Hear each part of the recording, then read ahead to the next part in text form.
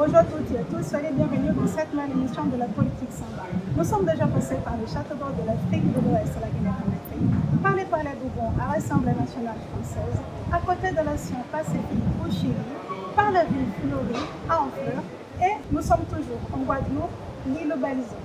La Guadeloupe est un département français. Son chef-lieu est la Basse-Terre. Elle est composée d'un département qui porte les mêmes noms, par 12 arrondissements, Basse-Terre et Pointe-à-Pitre, 21 cantons et 38 communes. Parmi les plus grandes communes, il se trouve les Gosiers, Saint-François, Cap-Esther, Petit-Bourg. Veuillez m'excuser de ne pas toutes les citer. 41 conseillers siègent les conseils régionaux. Ces conseillers sont élus suffrage universel direct pour la période de 6 ans.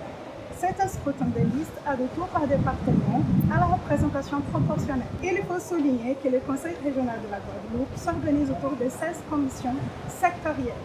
Ces commissions sont consultées par le président du Conseil. Ensuite, les dossiers sont mis ouverts aux conseils régionaux lors des commissions permanentes ou en séance plénière.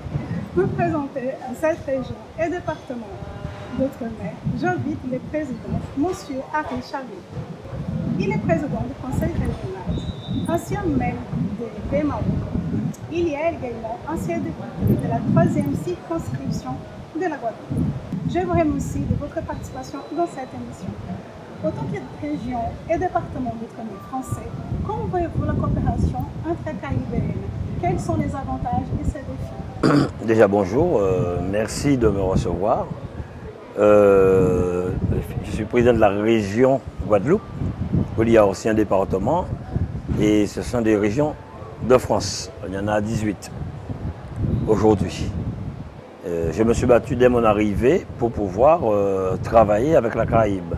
Et depuis le mois de mars 2018, je crois, ou 2019, je ne me souviens pas trop bien, nous avons signé cette coopération avec la Caraïbe où nous sommes membres associés. Donc aujourd'hui, avec Sainte-Lucie et les autres, nous pouvons travailler ensemble, nous pouvons participer à leurs débats sans prendre part au vote, mais nous coopérons actuellement très bien, surtout que nous avons aussi des fonds européens, notamment dans le cadre d'Interreg, qui sont à certains moments à disposition pour des projets communs. Et quels sont ces projets?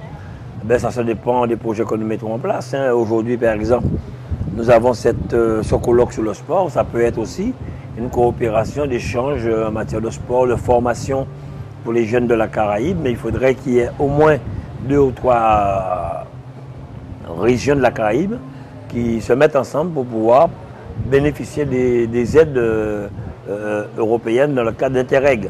Là, il y a Saint-Martin, Saint-Barthélemy, ça peut être Sainte-Lucie, la Guyane, tout cela. Donc, on peut mettre en place certains projets, notamment des constructions d'universités, d'amélioration, ça dépend du projet que l'île concernée propose. Nous avons appris lors de notre dernière émission que Guadeloupe signifie 40 Kera, nom donné par les Amérindiens, île ou belle zone.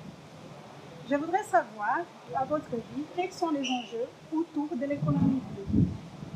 Oui, l'économie bleue, c'est un peu mon programme politique, hein, bleu et verte. Hein.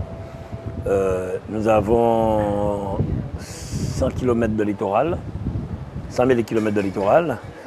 Nous avons de très belles baies en Guadeloupe. Nous avons de belles plages ici. Donc notre vœu, c'est de développer l'économie du pays sur ce littoral, notamment par la construction d'hôtels. Ici même, cet hôtel est resté fermé plus d'une dizaine d'années. Et c'est quand nous sommes arrivés à la région que nous avons accompagné le porteur de projet à réhabiliter cet hôtel et à le réouvrir. Aujourd'hui, c'est un hôtel 4 étoiles. Il y a la Toubana à Sainte-Anne, il y a le Club Med à Sainte-Anne, il y a le Saint-Georges à Basse-Terre, sur la Basse-Terre.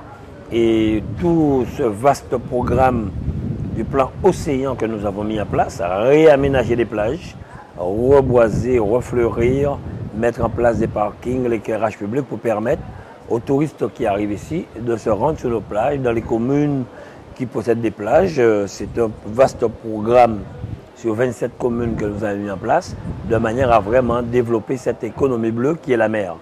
Formation, plongée sous-marine, formation en moniteur de canoë-kayak, tous ceux qui touchent de loin ou de près à l'eau. Et bientôt, nous allons même lancer le lycée de la mer pour former des jeunes marins, des conducteurs de bateaux. Et voilà, donc nous avons un vaste programme, ça rentre vraiment dans notre programme politique. Avec un haut taux de réussite au-dessus de la moyenne de la France hexagonale, comment voyez-vous les défis de cette jeunesse guadeloupéenne d'hier et d'aujourd'hui? Vous savez, si je suis un politicien, c'est grâce à la jeunesse. Je le dis tous les jours, ce sont des jeunes qui m'ont poussé à me lancer en politique. Et c'est pour cette raison que j'ai toujours été aux côtés des jeunes, j'ai toujours œuvré pour les accompagner, les aider. Quand j'étais maire pendant 15 ans, j'ai lancé les États généraux de la jeunesse avec 17 mesures. Par la suite, 17 mesures, des questions posées aux jeunes. Et par la suite, nous avons mis en place ces mesures qui nous a permis de former beaucoup de jeunes, de les aider, que ce soit, nous sommes la première commune à avoir mis en place le permis pour les jeunes, la formation gratuite du permis. J'ai même proposé ça à l'État français qui le met en place aujourd'hui. La formation de guide de montagne, la formation de moniteur de sport. Et il n'y a pas longtemps, nous avons lancé la semaine dernière, vous y étiez je crois, le plan Action Jeunesse, où nous avons 53 mesures que nous allons décliner et mettre en place pour la jeunesse sur la région Guadeloupe, pour un montant de plus de 5 millions estimés.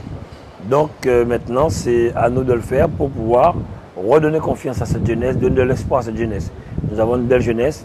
Et quand je parle de jeunesse, il y a tout, hein, les jeunes qui font des études. Nous avons des jeunes pilotes aujourd'hui, nous avons des jeunes qui partent au Canada, au Brésil, en Chine. Donc aujourd'hui, il faudrait vraiment que nous soyons là pour les accompagner à vivre leurs rêves. Et c'est ce que nous voulons faire et nous mettrons tout en œuvre pour. Monsieur Charles, est-ce que pour vous, la politique s'en bat? Je ne peux pas dire grand-chose de ça, la politique s'en bat.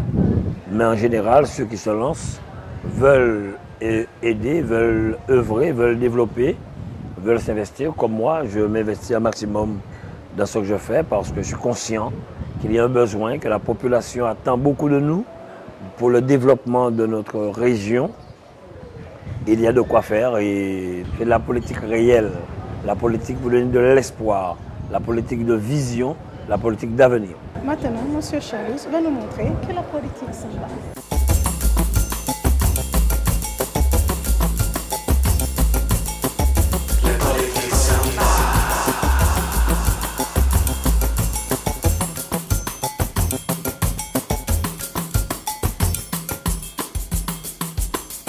Samba.